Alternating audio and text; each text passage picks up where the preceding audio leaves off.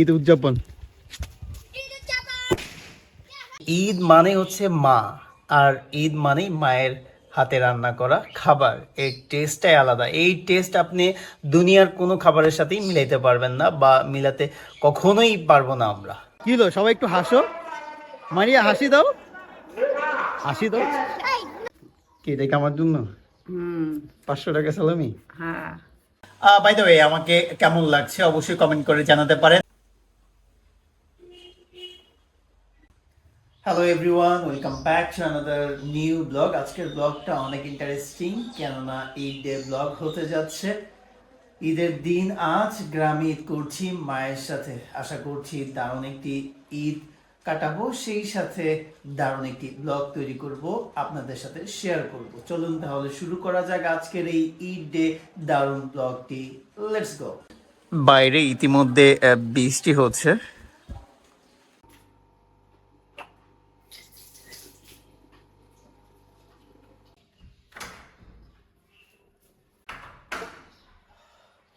গ্রামে কিন্তু ভালোই ঠান্ডা আছে। গোসল করেছি, ঈদের প্রস্তুতি নিচ্ছি, শীত লাগতেছে। আমিও রেডি হচ্ছি, আর বাইরে ঝুম বৃষ্টি শুরু হয়েছে।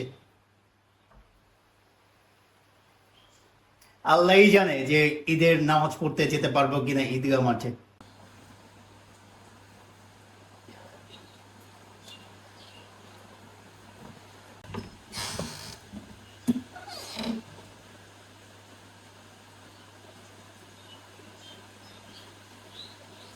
আমাকে আবার ওই বাড়িতে যেতে হবে, হালকা মিষ্টি জাতীয় খাবার খেয়ে তারপর চলে যাব ঈদগাহ মাঠে।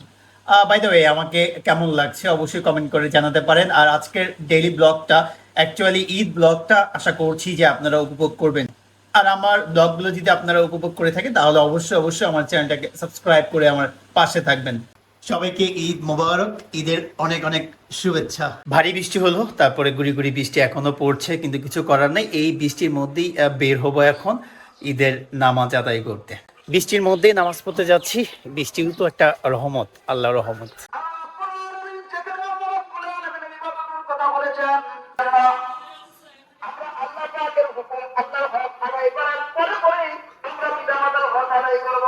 পিতামাতাকে যদি সন্তুষ্ট না করাইতে পারি, পিতামাতাকে অসন্তুষ্ট করে এক মাস নয় কিয়ামত পর্যন্ত হলো আপনার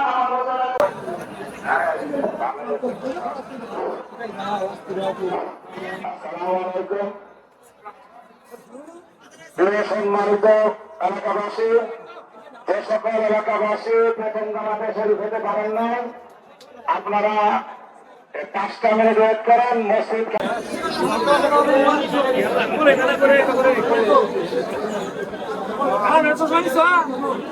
এইটাই গ্রামের ঈদের ভাইব।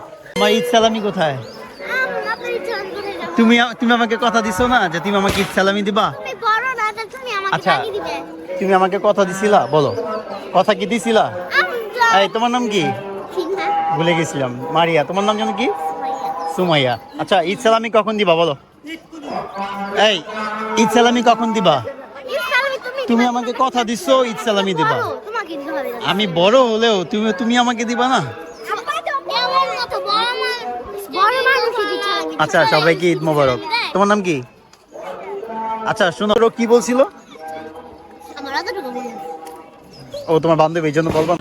50 টাকা কয়টা করে? 10 টাকা করে। হ্যাঁ 10 টাকা করে নেন।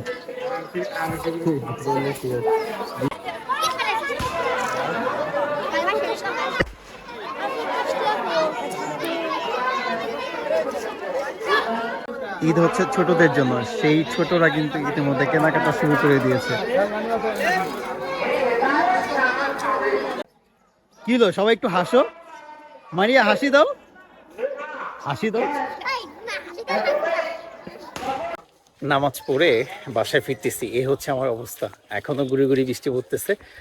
যদিও এই এলাকার মসজিদে একটা জামাত হতো, কিন্তু এই বৃষ্টির কারণে আজ দুটি জামাত হয়েছে। এখন আমি আমাদের এই বাড়িতে আসলাম, মার সাথে এখন দেখা হবে, মাকে সালাম দিব, সেই সাথে মাকে বলবো যে মা সালামি কোথায়। শ্যামাই, তেলে পিঠা, তারপরে সব রান্না বান্না ওকে। পোলাও, গরুর গোশ। আর মতিয়া ভাই আসছিল? আর কে কি খেয়েছে? আমি আবার ওই বাড়িতে গিয়েছিলাম, তো তারপরে কবর জিয়ারতে গেছিলাম, এর জন্য দেরি। ইয়া, মা ওই তো কান্নাকাটি করতেছে, ওই যে আসছে, দেখি মিন্টু ভাই, মিন্টু মিন্টু ভাই। হুম, আসছে। পরে কয় টাকা সালামি দিবা বলো? 200 দাও, 300 দাও, 500 দাও, কত দিবা? 500। 500 টাকা সালামি দিব আমাকে মা। মা এখন অনেক বড় লোক, কোটিপতি হয়ে গেছে মা। কোটিপতি হয়ে গেছে মা, 500 টাকা আমার সালামি দিবে। আচ্ছা যাই হোক, যেটা বলতেছিলাম, এই বাড়িতে চলে এসেছি। মা তুমি কেমন আছো? কেমন লাগতেছে ঈদ? কেমনে ভালো লাগতেছে? এই যে ছেলের বউরা, নাতি নাতনি আসে নাই? ও আচ্ছা, তাহলে তুমি পজিটিভ মানুষ। হ্যাঁ, মা আমাকে সালামি দিচ্ছে 500 টাকা। কি দেখে আমার জন্য? 500 টাকা সালামি। চলো খাই আমরা। কি খাইছো তুমি? আর কি? আর কিছু খাও নাই তুমি? চলো চলো আমরা খাই, সেমাই খাই, পিঠা খাই। 500 টাকা স্যালামি পেয়ে গেলাম আমার কাছ থেকে।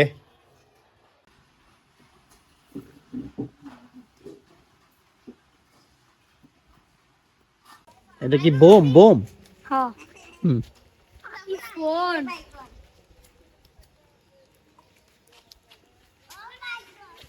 তো ভয় পাও?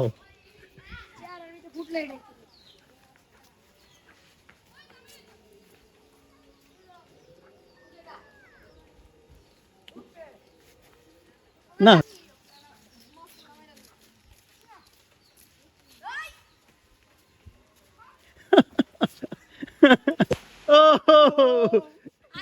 আচ্ছা,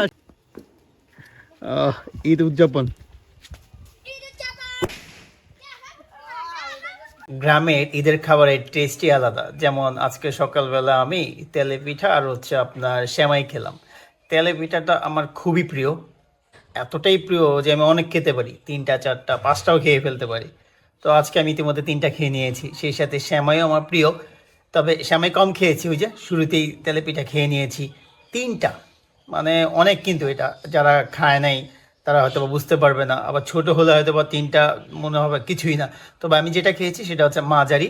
মা করেছে এটা আমার জন্য, আমি বরাবর এটা খুবই পছন্দ করি। ইভেন মা আমাকে জিজ্ঞেস করেছিল যে তেলে পিঠা করবো কিনা, আমি বলেছিলাম যে অবশ্যই, ঈদের দিন তেলেপিঠা না থাকলে হয় নাকি। আর মা সব খাবারই রান্না করেছে আমার জন্য, তেলেপিঠা, তারপরে সেমাই, তারপরে আপনার গরুর মাংস, পোলাও, দারুণ মজা করে খেয়েছি। মাও খেয়েছে, আমিও খেয়েছি। আসলে ঈদের মধ্যে মায়ের হাতের রান্না, এটা তো আসলেই মানে অতুলনীয়। যার মা নেই সে অনুভব করতে পারে যে ঈদে মায়ের হাতের রান্না কতটা সে মিস করছে। আমার মা আছে, আমাদের মা আছে, হয়তো আমরা ওইরকমভাবে অনুভব করতে পারি না, তবে অনুভব করার চেষ্টা করি যে ঈদ মানে হচ্ছে মা, আর ঈদ মানেই মায়ের হাতে রান্না করা খাবার। এর টেস্টটাই আলাদা। এই টেস্ট আপনি দুনিয়ার কোনো খাবারের সাথেই মিলাইতে পারবেন না, বা মিলাতে কখনোই পারবো না আমরা। গ্রামের বাড়িতে মায়ের সাথে ঈদ, আসলে মায়ের সাথে এই যে সময়টা কাটাতে পারাটাই, এটা হচ্ছে সবচেয়ে বড় বিষয়। এই বিষয়ের সাথে আপনি কোনো বিষয়ের তুলনা করলেই মিলাতে পারবেন না। গ্রামের বাড়িতে ঈদ করতে আসছি, মায়ের সাথে ঈদ করতেছি, একটা সময়ে মাকে মিস করব। যাদের মা নাই তারা অনুভব করতে পারে, তারা আসলে ফিল করে যে ঈদ মানে হচ্ছে মা। ঈদ আছে, মা নাই, তাহলে ঈদ নাই। ফিল দ্যাট, এরকমটাই ফিল করে। আমার মা আছে, আপনার মা আছে, আমাদের মা আছে। যে জিনিসটা থাকে সেই জিনিসটার মর্ম সাধারণত আমরা বুঝি না, বা বুঝতেও চাই না। যেটা আমাদের মাঝে নাই সেটার মর্ম বুঝি আমরা। সেটা হতে পারে আকাঙ্ক্ষা, সেটা হতে পারে অন্য কিছু। মানে আমার মাঝে নাই, দেখবেন যে ওইটা নিয়ে আমি খুব অনুভব করি। যেটা আমার মাঝে আছে, এমন কিছু আছে যেটা খুবই ইম্পর্টেন্ট, কিন্তু আমি ইম্পর্টেন্টটা দেই না। তো যাই হোক, আজকে মায়ের সাথে ছিলাম, মায়ের সাথে ঈদ করলাম। যদিও আমার ভাই বোন, ভাইস্তা ভাস্তি এরা কেউই আসে না এই ঈদে, আমি আর মাই ছিলাম। দারুণ সময় উপভোগ করেছি, মার সাথে দারুণ সময় কাটিয়েছি। সকালবেলা থেকে শুরু করে ঈদের নামাজ পড়ে এসে তারপরে হচ্ছে একসাথে খাবার খাওয়া, মা দারুণ দারুণ খাবার তৈরি করেছে, সেই খাবারগুলোকে টেস্ট করা।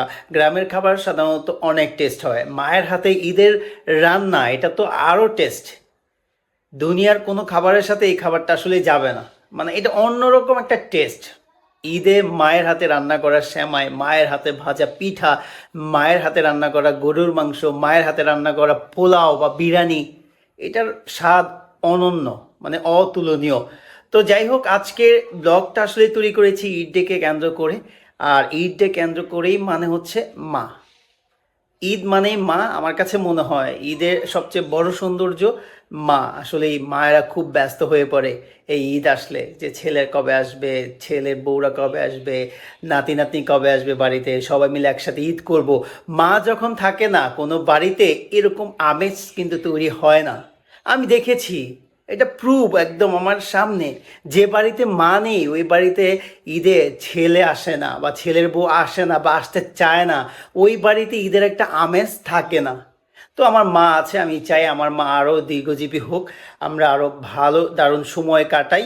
সেই সাথে একটা সময় আল্লাহর কাছে নিয়ে যাবে, সেটা হচ্ছে পরের বিষয়। তবে আরও দারুণ কিছু সময় কাটাতে চাই আমি আমার মায়ের সাথে, দারুণ কিছু মেমোরি তৈরি করতে চাই আমি আমার মায়ের সাথে।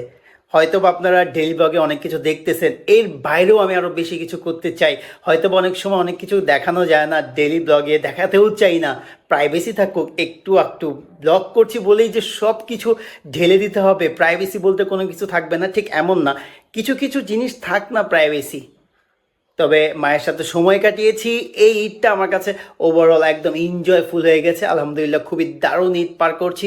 বিকেলবেলা আবার যাব হচ্ছে মাকে নিয়ে ঘুরতে। এই যে মাকে নিয়ে ঘুরতে যাব, মার সাথে একটা মেমোরি ক্রিয়েট হবে, মার সাথে একটা মানে স্মৃতিচারণ করতে পারবো যে মার সাথে আমি এটা করেছি, মার সাথে আমি এখানে ঘুরতে গিয়েছি। আসলে আমি বুঝাতে পারবো না আমার ফিলিংসটা কেমন। আমি আমার মায়ের সাথে খুব দারুণভাবে সময় কাটিয়ে ঈদটাকে উপভোগ করছি। আশা করছি যে আপনারাও আপনাদের মায়ের সাথে দারুণভাবে ঈদ কাটাচ্ছেন। আর যাদের মা নাই তারা শুধু দোয়া রাখবেন মা বাবার জন্য। আজকের ব্লগটা এখানেই শেষ। এইবারে ঈদটা আমার কাছে অনেক স্পেশাল, অজ্ঞাত কারণেই হয়তোবা স্পেশাল, তবে হ্যাঁ অনেক স্পেশাল। এটা আমি ব্যাখ্যা করতে পারবো না বা ব্যাখ্যা করে বোঝাতেও পারবো না যে আসলে কতটা স্পেশাল। এভাবে আমি কখনো মাকে পাইনি।